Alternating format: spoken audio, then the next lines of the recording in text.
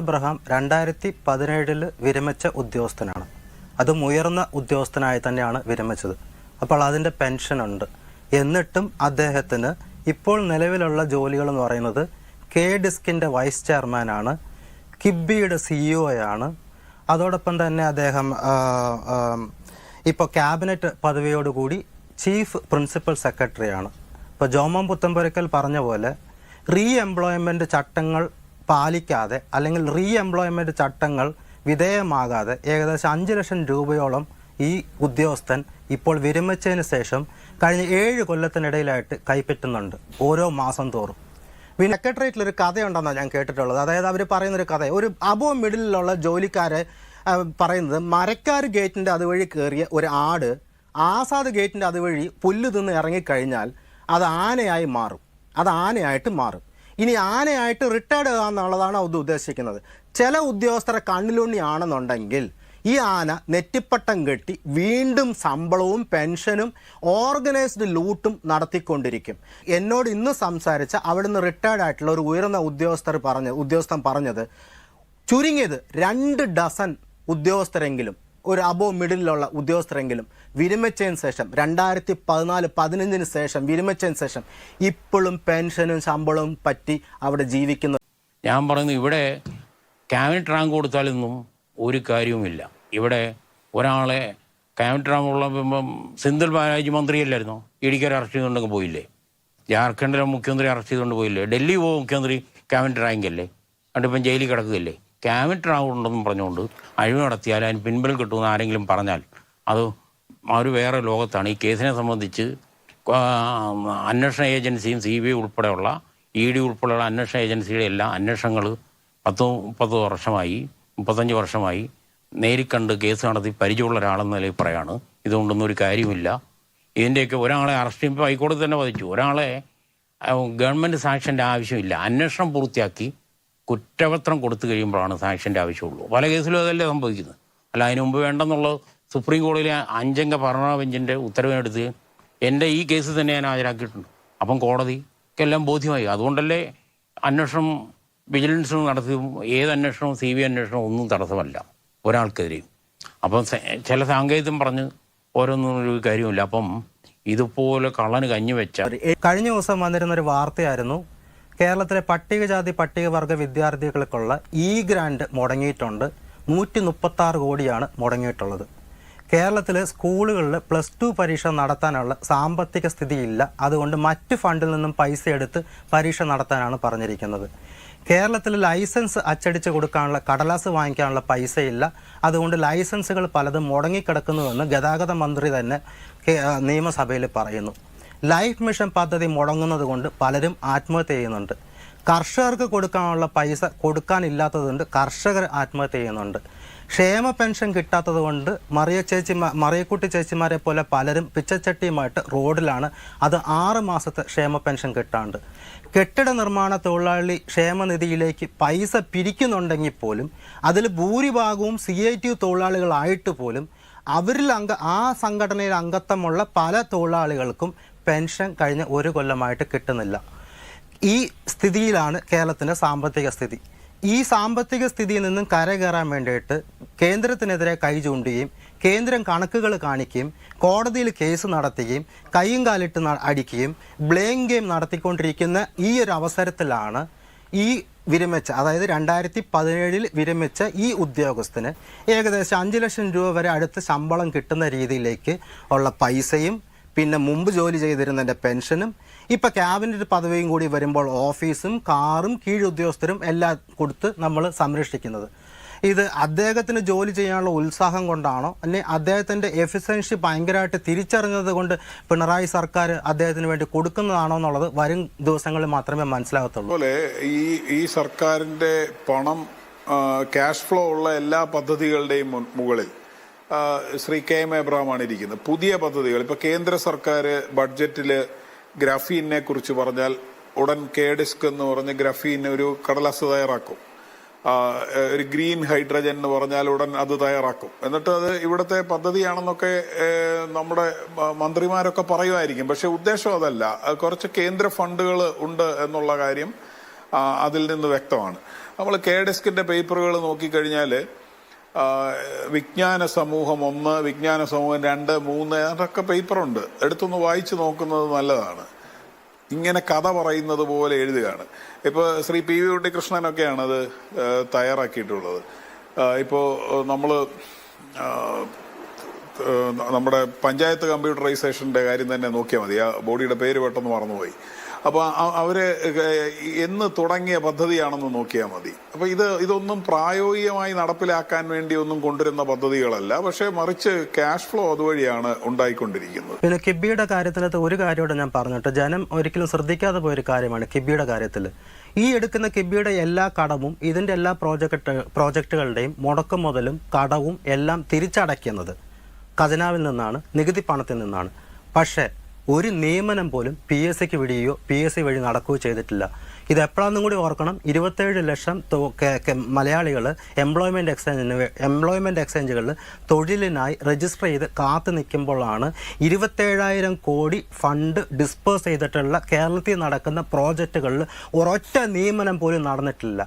അത് ആരാണ് ഇതിൻ്റെ CEO? KM എബ്രഹാം കോൺട്രാക്ടർ എംപ്ലോയീസിനെ കുറിച്ചിട്ട് മുമ്പ് ഇരുന്നപ്പോൾ എന്താണ് പറഞ്ഞത്?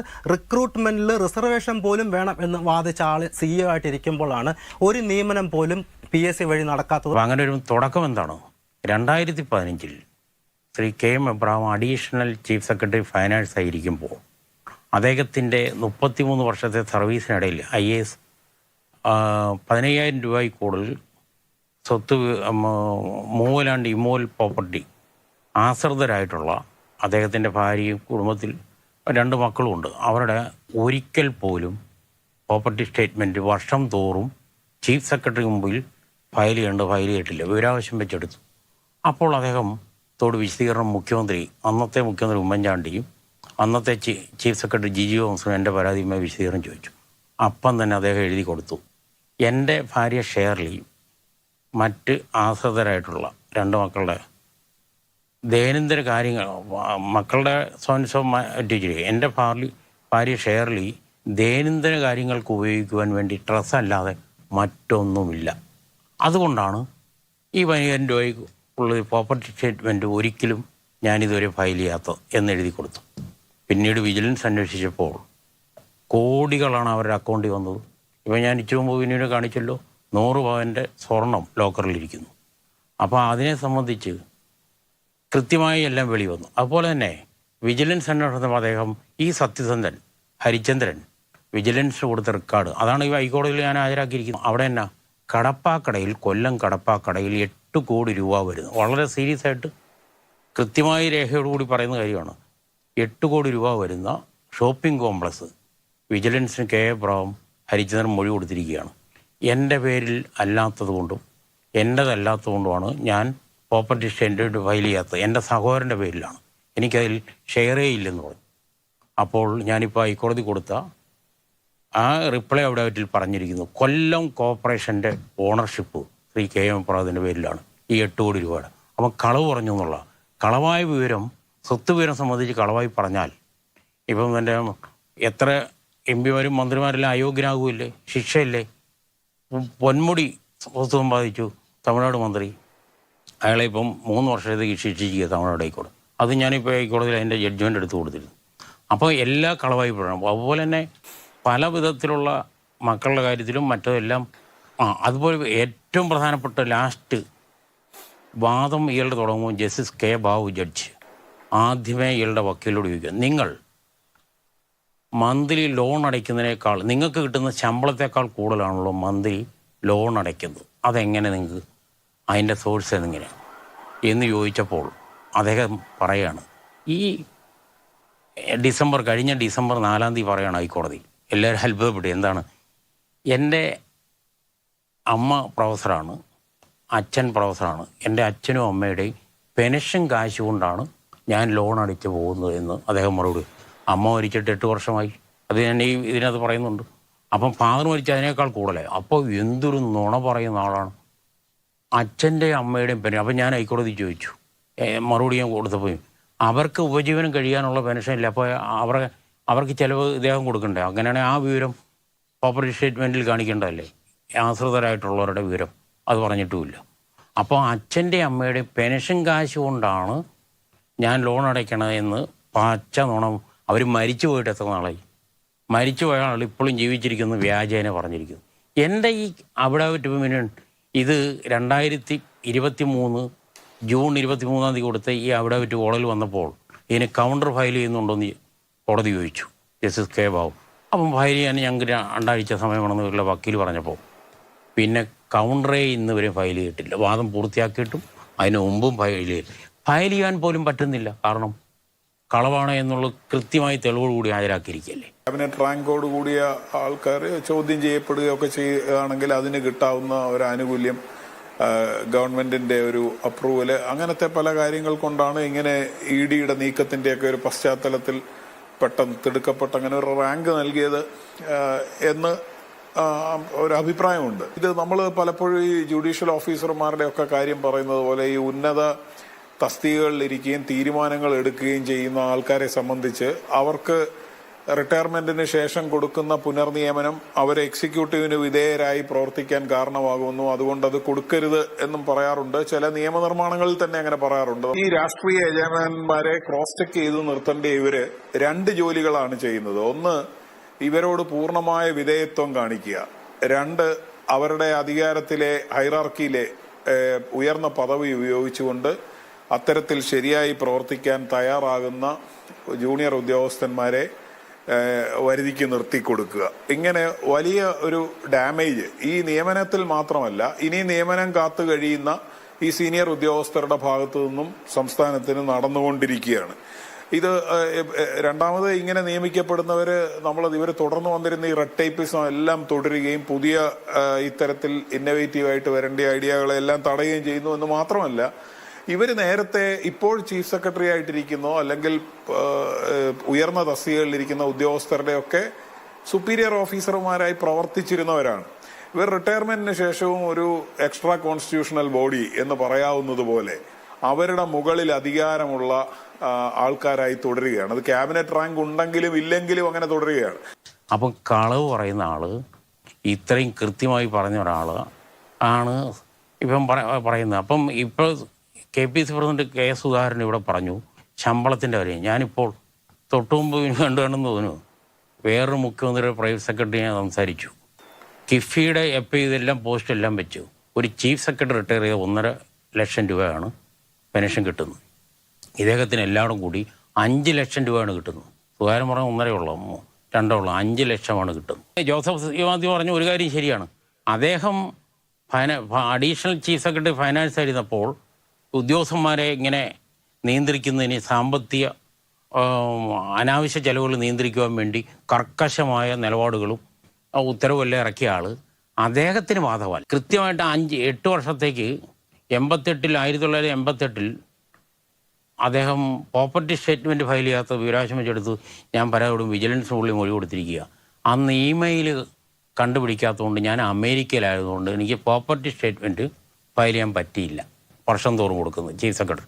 ഇമെയിൽ 1971 നിലവിൽ വന്നെന്നും 88 ഇമെയിൽ ഇല്ലായിരുന്നു എന്ന് പറയുന്നത് ശരിയല്ല എന്നും ഞാൻ കോടതിയിൽ എൻ്റെ ഇമെയിലിൻ്റെ പ്രിൻ്റ് ഔട്ട് എടുത്ത് കൊടുത്തു. അപ്പോൾ ഇന്ത്യ രാജ്യത്തോ കേരളത്തിലോ ഇതുപോലെ നുണ പറയുന്ന ഒരു ഉദ്യോഗസ്ഥൻ വേറെയില്ല. അതുകൊണ്ടാണ് ഒരു ഉദ്യോഗസ്ഥന് അമിത അധികാരം സർക്കാർ കൊടുത്താൽ കൊടുത്തിട്ട് സർക്കാരിന് വേണ്ടപ്പെട്ട കാര്യങ്ങൾ അല്ലെങ്കിൽ മുഖ്യമന്ത്രിക്ക് വേണ്ടപ്പെട്ട കാര്യങ്ങൾ പിടിച്ചോണ്ട് വരാൻ വന്നാൽ കൊന്നുകൊണ്ട് കൊടുക്കുന്ന സ്ഥിതിയിലാണ്.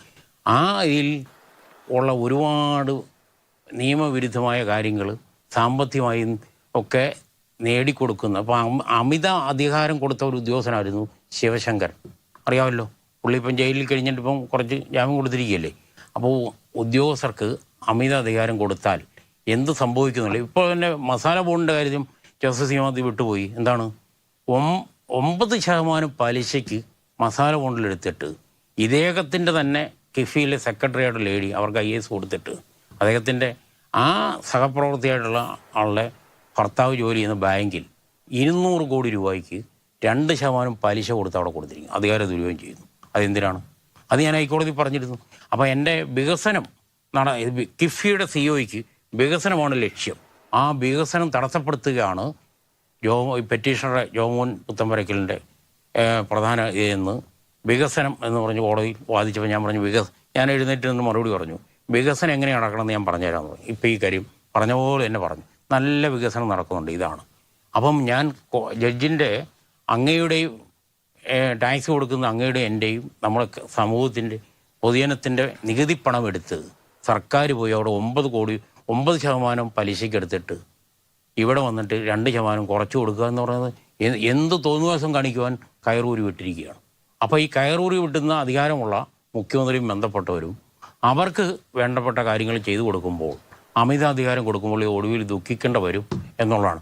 ഇപ്പം തന്നെ കിഫിയുടെ ഈ മസാല ബോണ്ടിൽ തന്നെ അവിടെ ഹാജരാകിയെന്ന് പറഞ്ഞ് കോടതിയിൽ വന്നിരിക്കുകയാണ്. കോടതിയിൽ ഐസക്കിനെല്ലാം ഈ ഇതിലിരിക്കും. ഈ അന്നത്തെ ധനകാര്യ സെക്രട്ടറിയും അന്നത്തെ ചീഫ് സെക്രട്ടറിയും ഈ കിഫി മസാല ബോണ്ടിൻ്റെ ഇത് ചെയ്യുന്നത് തെറ്റാണ് എന്ന് മിനിറ്റ്സിൽ എഴുതിയായിട്ട് ED ഹൈക്കോടതിയിൽ ഹാജരാക്കിയിട്ടുണ്ട്. ഇതിന് മറുപടി പറഞ്ഞിട്ടുണ്ട് പത്രത്തിൽ. ഇദ്ദേഹത്തിന് മസാല ബോണ്ടിൽ നിന്ന് പണമെടുത്ത് ഈ വ്യക്തിപരമായി അഴിമതി നടത്തുവാനും സർക്കാരിനെ നിയമവിരുദ്ധമായി സഹായിക്കുവാനും സർക്കാരിന് കിഫിയിൽ നിന്ന് ഇത്രയും ലോൺ എടുക്കും. അതല്ലേ കേന്ദ്ര സർക്കാർ പറഞ്ഞു. ഇത് വിദേശത്ത് നിന്ന് എടുക്കുമ്പോൾ കേന്ദ്ര സർക്കാർ ഇതിനകത്ത് ഇവർക്ക് വേണ്ടി സമ്മതപത്രം കൊടുത്തുമ്പോൾ അതിൻ്റെ മറുപടി പറയേണ്ട കേന്ദ്ര സർക്കാരാണ്. അപ്പോൾ ഇവരെല്ലാം ഇതേപോലെ നിയമവിരുദ്ധമായ മസാല ബോണ്ടിലൂടെ ഇതുപോലെ മുഴുവൻ തട്ടിപ്പ് നടത്തിയിരിക്കുന്നു. അദ്ദേഹത്തിൻ്റെ ഒരു മകൻ അവിടെ തന്നെ വിദേശത്തുണ്ട്. മകൻ്റെ പേരിലേക്കൊക്കെയാണ് ഇതിൻ്റെ അഴിമതി പണം വന്നുകൊണ്ടിരിക്കുന്നത്. കേരളത്തിൻ്റെ ഈ സാമ്പത്തിക സ്ഥിതിക്ക് ഏറ്റവും കൂടുതൽ അല്ലെങ്കിൽ ഈ സാമ്പത്തിക സ്ഥിതി ഈ ദുരിതത്തിലാക്കിയതിൽ ഒരു കൂട്ടുപ്രതിയാണ് KM എബ്രഹാം എന്ന് ഞാൻ പറയും. 1999 കേരള ഇൻവെസ്റ്റ്മെൻറ്റ് ഫണ്ട്, അതായത് ഇപ്പോഴത്തെ കിബിയുടെ പേരൻ്റ് ബോഡി ഉണ്ടാക്കിയത് ഈ KM എബ്രഹാമാണ്. ആ 99 ഉണ്ടാക്കിയതിന് ശേഷം പിന്നീട് അദ്ദേഹം 2016-17 കാലഘട്ടത്തിൽ വീണ്ടും സർക്കാരിലുണ്ടായിരുന്ന സമയത്താണ് കിബിയിൽ മാറ്റങ്ങൾ വരുത്തി സംസ്ഥാന സർക്കാരിനെ പണയപ്പെടുത്തി കടപരിധിക്ക് മുകളിൽ കടമെടുക്കാനുള്ള സാഹചര്യങ്ങൾ ഒരുക്കി സംസ്ഥാന സർക്കാരിനെ കടത്തിലേക്ക് തള്ളിവിട്ട് ഈ സർക്കാരിനെയും ഈ സംസ്ഥാനത്തിനെയും ഈ ദുരിതത്തിലെത്തിച്ചത് ഈ KM എബ്രഹാം അതിൻ്റെ അകത്തൊരു കൂട്ടുപ്രതിയാണ്. തോമസ് ഐസക്കും ബാലഗോപാലും ഒന്നാം പിണറായി സർക്കാരും രണ്ടാം പിണറായി സർക്കാരും ക്യാബിനറ്റും മന്ത്രിമാരും എല്ലാവരും പ്രതികളാണ്. അതിലൊരു മുഖ്യ പ്രതിയാണ് KM എബ്രഹാം. 1999 തുടങ്ങി ഇപ്പം 2024 എത്തി നിൽക്കുമ്പം 25 വർഷം കൊണ്ട് കേരളത്തെ വികസിപ്പിക്കാൻ കൊണ്ടുവന്ന ഈ കിബിയുടെ പേരൻ്റ് ബോഡിയും ഇപ്പോഴത്തെ കിബിയും കൂടി ചേർത്ത് കേരളം വികസിപ്പിച്ച് ഇപ്പം ഏകദേശം 4 ലക്ഷം കോടിക്ക് മേളിലാണ് സംസ്ഥാന സർക്കാരിൻ്റെ പൊതുകടം എത്തി നിൽക്കുന്നത്. ജനിച്ചു വീഴുന്ന ഒരു കുട്ടിയുടെ കടം എന്ന് പറയുന്നത് 1 ലക്ഷത്തിന് മേളിൽ പോകും എന്നാണ് പറയുന്നത്. അതാണ് ഈ ചട്ടങ്ങൾ പറയുന്നത്. നമ്മുടെ കേരള സർവീസ് റൂൾ പറയുന്നത് ഒരു ജീവനക്കാരന് സാലറിയും പെൻഷനും ഒന്നിച്ച് ഡ്രോ ചെയ്യാൻ കഴിയില്ല എന്നാണ് പറയുന്നത്. മറ്റ് നിബന്ധനകളും ഉണ്ട്. റീ അപ്പോയിൻമെന്റ് എന്ന് പറയുന്നതും വളരെ അത്യാവശ്യ ഘട്ടത്തിൽ ചെയ്യേണ്ടതാണ്. അങ്ങനെ പല കാര്യങ്ങൾ അതിലുണ്ട്. പക്ഷെ എന്താണ് സംഭവിക്കുന്നതെന്നും കൂടി നോക്കൂ. ഇദ്ദേഹം റിട്ടയർ ചെയ്യുന്നത് 2017 ഡിസംബർ 31 2017 ഡിസംബർ 30 ഇറങ്ങുന്ന ഓർഡറിൽ ഇദ്ദേഹം കിഫ്ബി CEO, ഇദ്ദേഹം അതിനു മുമ്പ് ചീഫ് സെക്രട്ടറി എന്നുള്ള നിലയിൽ പ്രവർത്തിക്കുമ്പോൾ തന്നെ കിഫ്ബിയുടെ CEO എന്നുള്ള അധിക തസ്തികയും കൂടെ വഹിക്കുകയായിരുന്നു. അപ്പോൾ ഈ റിട്ടയർ ചെയ്യുന്നതിന്റെ തലേ ദിവസം അദ്ദേഹം അടുത്ത 3 വർഷത്തേക്ക് കിഫ്ബി CEO ആയി നിയമിക്കപ്പെടുന്നു. ഓൺ കോൺട്രാക്ട് എന്നാണ് പറയുന്നത്. അപ്പോൾ അങ്ങനെ നിയമിക്കപ്പെടുമ്പോൾ നേരത്തെ നമ്മൾ പറഞ്ഞ കോൺട്രാക്ച്വൽ എംപ്ലോയ്മെന്റിന്റെ അകത്ത് പുലർത്തേണ്ട ഒരു മാനദണ്ഡങ്ങളും പുലർത്താതെ അദ്ദേഹത്തെ ഏകപക്ഷീയമായിട്ട് അദ്ദേഹത്തെ ഈ CEO ആയിട്ട് നിയമിക്കുകയാണ്. ഈ കോൺട്രാക്ട് എന്ന് നിയമിക്കുന്നതിന്റെ എന്ന് എടുത്തു പറയുന്നതിന്റെ പിറകിലും ഒരു കള്ളക്കളിയുണ്ട്. ഈ റീ എംപ്ലോയ്മെന്റ് ആണ് സത്യത്തിൽ ഇതെന്ന് നമുക്ക് എല്ലാവർക്കും അറിയാം. ഈ റീ എംപ്ലോയ്മെന്റ് അല്ല എന്ന് വരുത്താൻ വേണ്ടിയാണ് കോൺട്രാക്റ്റിൽ ഇദ്ദേഹത്തെ CEO കിഫ്ബി എന്ന് നിയമിച്ച ശേഷം എക്സ് ഒഫീഷ്യോ സെക്രട്ടറി ആക്കുകയാണ്. CEO KIIFB is made N ex officio government secretary. ഇത് കേട്ടുകഴിവില്ലാത്ത കാര്യമാണ് എന്ന് നിങ്ങൾ ഈ ഉന്നത ഉദ്യോഗസ്ഥർ ആരോട് ചോദിച്ചാലും, ഇദ്ദേഹത്തോട് ബഹുമാനമുള്ള ഉദ്യോഗസ്ഥരോട് ചോദിച്ചാലും അവർ നിങ്ങളോട് പറയും. ഒന്നാം പിണറായി സർക്കാരാണ് വ്യത്യാസം വരുത്തിയത്. അതിലെ ക്ലോസ് അമെൻഡ് ചെയ്ത് പുറത്തുനിന്ന് കടമെടുക്കാമെന്നുള്ളതും അതോടൊപ്പം തന്നെ എല്ലാത്തര വികസന പ്രവർത്തനങ്ങളും ഈ കിബി വഴി മാത്രം പോയാൽ മതിയെന്നും തീരുമാനം കൊണ്ടുവന്നത് ഈ ഉദ്യോഗസ്ഥൻ ഇരിക്കുന്ന ആദ്യത്തെ ഒന്നാം പിണറായി സർക്കാരിൻ്റെ സമയത്താണ്. അതുകൊണ്ടാണ് കോൺഗ്രസ് MLA-മാർക്ക് പോലും അല്ലെങ്കിൽ പ്രതിപക്ഷത്തുള്ള MLA-മാർക്ക് പോലും സംസ്ഥാന സർക്കാരിൻ്റെ കിബി ഫണ്ടിന് വേണ്ടി കൈ നീട്ടി നിൽക്കേണ്ടി വന്നത്. അപ്പോൾ അന്ന് ഭരണപക്ഷത്തുള്ളവർ പറഞ്ഞത് കിബിയുടെ യുണീക്നെസ് കണ്ടുകൊണ്ടാണ്, കിബിയുടെ എഫിഷ്യൻസി കണ്ടുകൊണ്ടാണ് കോൺഗ്രസ് MLA-മാർ പോലും കിബിയുടെ ഫണ്ട് വന്ന് ചോദിക്കുമെന്ന് പറഞ്ഞു. അല്ല, അന്ന് ഈ സർക്കാർ അമെൻഡ് ചെയ്ത് തീരുമാനം എടുത്തു വെച്ചത് എന്താണെന്ന് ചോദിച്ചു കഴിഞ്ഞാൽ ഏത് തരത്തിലുള്ള വികസന പ്രവർത്തനം നടത്തണമെങ്കിലും അതിന് കിബി വഴി പോയാൽ മതി എന്ന് തീരുമാനിച്ചപ്പോൾ 5 കൊല്ലം കഴിഞ്ഞ് ജനത്തിനെ ഫേസ് ചെയ്യാൻ പോകുന്ന കോൺഗ്രസിൻ്റെയോ പ്രതിപക്ഷത്തിൻ്റെയോ MLA-മാർക്ക് എന്തെങ്കിലും ചെയ്തെന്ന് കാണിക്കണം എന്നുണ്ടെങ്കിൽ കിബിയെ മാറ്റി നിർത്താൻ പറ്റില്ല. അതുകൊണ്ട് അവർ കിബിയുടെ അടുക്ക പോവുകയും കിബിയുടെ ഫണ്ട് ഉപയോഗിക്കുകയും ചെയ്തു.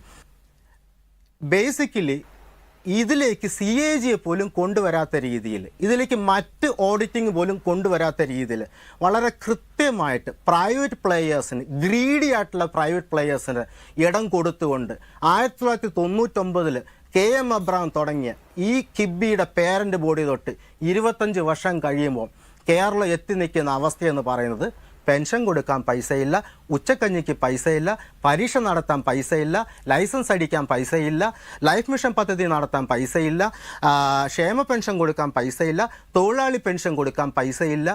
ഇവിടെ ഞാൻ ഈ കോടതിക്ക് മുമ്പിൽ, ബഹുമാനപ്പെട്ട ഹൈക്കോടതിക്ക് മുമ്പിൽ ഞാൻ ഹാജരാക്കിയിട്ടുള്ള ഈ KM എബ്രഹാത്തിനെ ശിക്ഷിക്കാനുള്ള തെളിവാണ് കോടതിക്ക് മുമ്പിൽ ഹാജരാക്കിയിട്ട്. ഇത് അന്വേഷണം, CBI അന്വേഷണം, സംസ്ഥാനത്ത് മുഖ്യമന്ത്രിയുടെ ചീഫ് പ്രിൻസിപ്പൽ സെക്രട്ടറി ആയിട്ടുള്ള ഒരാൾക്കെതിരെ മുഖ്യമന്ത്രിയുടെ കീഴിലുള്ള വിജിലൻസ് അന്വേഷിച്ച് സത്യം കണ്ടെത്തണം. അതുകൊണ്ട് CBIക്ക് വിടണം. ശിക്ഷിക്കാനുള്ള തെളിവാണ് കോടതിക്ക് മുമ്പിൽ നിന്ന്. കോടതിക്ക് പോലും എതിരെ പറയാൻ കഴിഞ്ഞിട്ടില്ല. തെളിവ് കൃത്യമായി ഹാജരാക്കിയിട്ടുണ്ട്. അത് നമ്മൾ വാദം പൂർത്തിയാക്കി വിധി പറയാനിരിക്കുന്ന ഒരു കേസിലാണ്. ഇത് ക്യാബിനറ്റ് റാങ്ക് കൊടുത്താൽ ഞാൻ പറഞ്ഞ സംസ്ഥാന സർക്കാരിന് വേണ്ടി ആ കോടതിയിൽ ഇന്ന് വരെ ഒരു കീഴ്വഴപ്പവും ഇല്ലാതെ ഗവൺമെൻറ് GP, ലോകായുത്തിലെ ഗവൺമെൻറ് GP ഒന്നാണ് പ്രതിയായിട്ടുള്ള ആൾക്ക് വേണ്ടി വാദിച്ചത്. അതും തെറ്റാണ് എന്ന് കോടതിക്ക് മുമ്പിൽ പറഞ്ഞിരുന്നു. അപ്പം സംസ്ഥാന സർക്കാർ മുഴുവൻ ഈ ആൾക്ക് വേണ്ടി, KM എബ്രഹാത്തിന് വേണ്ടി എല്ലാം കേസ് അട്ടിമറിക്കാൻ, KM എബ്രഹാത്തിനെതിരെ അന്വേഷിച്ച ഉദ്യോഗസ്ഥന് IPS കൊടുത്തു. KM എബ്രഹാം തന്നെ ചീഫ് സെക്രട്ടറി ആയിരുന്നു കൊടുത്തു. ആ കാര്യം നമ്മൾ കോടതി പറഞ്ഞിരുന്നു, അതിൻ്റെ രേഖ ഹാജരാക്കിയിരുന്നു. ഇപ്പം നേരത്തെ പറഞ്ഞത് വിട്ടുപോയൊരു കാര്യമുണ്ട്. കിഫിയുടെ സെക്രട്ടറിയുടെ ഹസ്ബൻഡിന് കൊടുത്തപ്പോൾ 200 കോടി രൂപ കൊടുത്തപ്പോൾ അദ്ദേഹത്തെ അതിൻ്റെ ആ ബാങ്കിൻ്റെ ജനറൽ മാനേജരാക്കി മാറ്റി.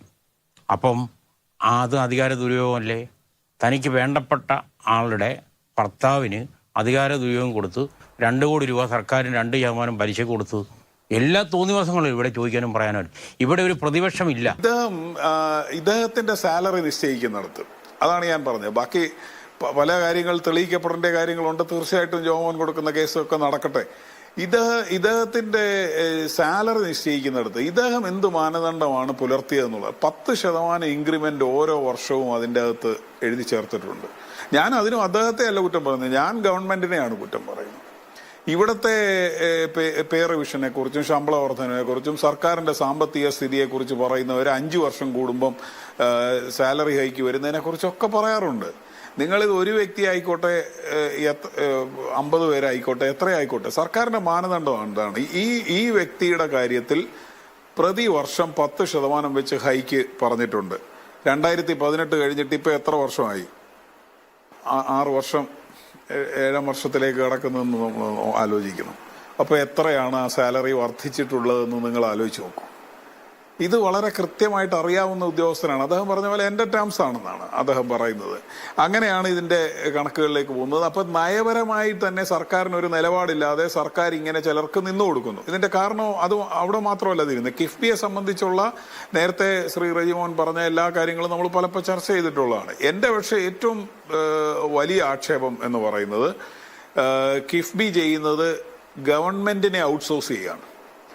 അതായത് നമ്മുടെ കൺസോളിഡേറ്റഡ് ഫണ്ടിൽ വരുന്ന തുക എടുത്ത് നമ്മൾ തിരഞ്ഞെടുത്ത നമ്മളുടെ ജനപ്രതിനിധികൾ, അതിലെ എക്സിക്യൂട്ടീവ് തീരുമാനമെടുക്കണം. ഇന്ന ഡിപ്പാർട്ട്മെന്റിന് ഇത്ര, ഇന്ന നിയമസഭാ മണ്ഡലത്തിൽ ഇത്ര. ഈ തീരുമാനങ്ങളൊക്കെ നമ്മുടെ ജനപ്രതിനിധികൾ എടുക്കേണ്ട തീരുമാനമാണ്. ആ തീരുമാനം ഒരു കമ്മിറ്റിക്ക് പുറത്തേക്ക് എടുത്ത് മാറ്റുകയാണ് ചെയ്തത്. അതിൽ നിന്ന് കുറെ പണം എടുത്ത് വേറൊരു അക്കൗണ്ടിലിട്ട് അതിനെ കിഫ്ബി എന്ന് വിളിക്കുക. ഇത് മുഴുവൻ കൺസോളിഡേറ്റഡ് ഫണ്ടിൽ നിന്ന് വന്ന തുകയാണെന്ന് നമുക്കറിയാം. തിരിച്ചടവിന്റെ ബാധ്യത പൂർണ്ണമായിട്ടും ഗവൺമെന്റിനാണെന്ന് നമുക്കറിയാം. എന്നിട്ട് ഈ പൈസ എടുത്ത് വേറൊരു അക്കൗണ്ടിൽ ഇട്ടത് തന്നെ അതിന്റെ പൂർണ്ണമായിട്ട് ക്രയവിക്രയത്തെ സംബന്ധിച്ചുള്ള തീരുമാനം ജനാധിപത്യ പ്രക്രിയയിൽ നിന്ന് എടുത്തു മാറ്റുകയും ഈ പറയുന്ന ഒരു കമ്മിറ്റിയിലേക്ക് മാറ്റുകയുമാണ് ചെയ്തുകൊണ്ടിരുന്നത്. അതിൽ നമ്മുടെ ധനമന്ത്രിയും ശ്രീ കെ എം എബ്രഹാമും ഒക്കെ പോയി ഇരുന്നിട്ടുണ്ടാവും ഉദ്യോഗസ്ഥരെന്നുള്ള രീതിയിൽ. വേറെ പുറത്തു നിന്നുള്ള ആളെയും കൊണ്ടുവന്ന ശേഷം ഇവിടുത്തെ സെക്രട്ടറിമാരുടെ അഭിപ്രായത്തെ ബൈപ്പാസ് ചെയ്ത് ഭൂരിപക്ഷ അഭിപ്രായം മസാല ബോണ്ട് എടുത്ത തീരുമാനം നമ്മൾ കണ്ടു. മിനിറ്റ്സ് നമ്മൾ ഇപ്പൊ ED വന്നപ്പോഴും അതിനു മുമ്പ് നമ്മൾ കണ്ടു. അത് മാത്രമല്ല, അതിൽ എവിടെ നിന്ന് എടുക്കുന്നു എന്നുള്ള തീരുമാനം അവിടെ പോലും പറഞ്ഞില്ല. അവിടെ മജോറിറ്റിക്ക് പോലും അങ്ങനെ ഒരു അഭിപ്രായമില്ല, അവർക്ക് അറിയില്ല. ഇദ്ദേഹത്തിന്റെ ശമ്പളം എന്ന് പറയുന്നത് നേരത്തെ ഇവിടെ ബൈറ്റിൽ നിങ്ങൾ ചൂണ്ടിക്കാണിച്ചതുപോലെ അദ്ദേഹത്തിന്റെ ശമ്പളം നിശ്ചയിച്ചത് അന്ന് അതിനുശേഷം 9/2/2018 മുൻകാല പ്രാബല്യത്തോടുകൂടി ശമ്പളം നിശ്ചയിക്കുന്നത്. അന്ന് പറയുന്നത് 2.75 ലക്ഷം രൂപ പ്രതിമാസം. മറ്റ് ആനുകൂല്യങ്ങളൊക്കെ ഉണ്ട്, മൊബൈലും ഇതിന്റെ റീചാർജിങ് അങ്ങനത്തെ ഒക്കെ പോട്ടെ, ലാപ്ടോപ്പും ഒക്കെ ഉണ്ട്. അത് ഈ 2.75 ലക്ഷം രൂപ പ്രതിമാസം എന്ന് പറയാണ്. ഇത് അതിന്റെ നിയമം ചട്ടം അനുസരിച്ച് എന്താണ്, അദ്ദേഹത്തിന്റെ അവസാനം ഡ്രോ ചെയ്ത സാലറിയിൽ നിന്ന് അദ്ദേഹത്തിന് കിട്ടുന്ന ബേസിക് പെൻഷൻ കുറച്ച ശേഷമുള്ള തുക മാത്രമേ അദ്ദേഹത്തിന് സാലറിയായി കൊടുക്കാൻ പാടുള്ളൂ. പക്ഷെ അദ്ദേഹം അവസാനം ഡ്രോ ചെയ്ത സാലറിയേക്കാൾ ഏതാണ്ട് 50,000 രൂപ കൂട്ടി ശമ്പളം നിശ്ചയിക്കുകയും അതിന് പുറമെ അദ്ദേഹത്തിന് കിട്ടാവുന്ന ഏതാണ്ട് 1.5 ലക്ഷം രൂപയോളം വരുന്ന പെൻഷൻ ഡ്രോ ചെയ്യുകയും ചെയ്യാവുന്ന തരത്തിലാണ് അദ്ദേഹത്തിന് ഈ കോൺട്രാക്ട് എന്ന് പറഞ്ഞ് ഈ സിഇഒയുടെ കിഫ്ബി സിഇഒ ആയി കോൺട്രാക്റ്റിൽ നിയമിക്കുകയും കിഫ്ബി സിഇഒയെ എക്സ് ഒഫീഷ്യോ സെക്രട്ടറി എന്നുള്ള രീതിയിൽ ഇവിടെ ആക്കുകയും ചെയ്യുന്ന ഒരു നിയമന പ്രക്രിയ ഇവിടെ പുലർത്തിയിട്ടുള്ളത്. നിങ്ങൾ ലാവ്ലിൻ കേസിൽ ഇദ്ദേഹം 72ാം സാക്ഷിയാണ്, നമുക്കറിയാം. ഇദ്ദേഹം കൊടുത്ത സാക്ഷി മൊഴിയിലെ ഒരു വാചകം ഞാൻ വായിക്കാം.